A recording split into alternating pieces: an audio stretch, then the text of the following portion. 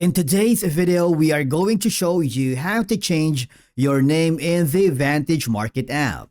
Now, this is very important because you cannot directly change your name inside the Vantage mobile app.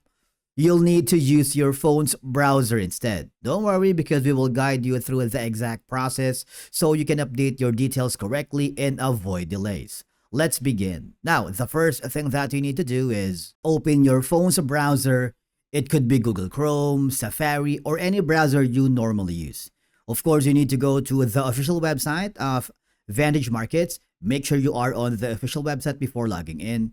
And then I want you to click the login button on the top right corner.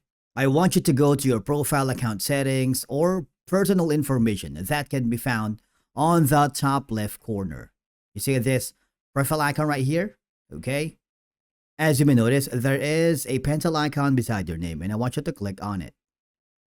Okay, so from here, all I have to do is super simple, change your nickname here.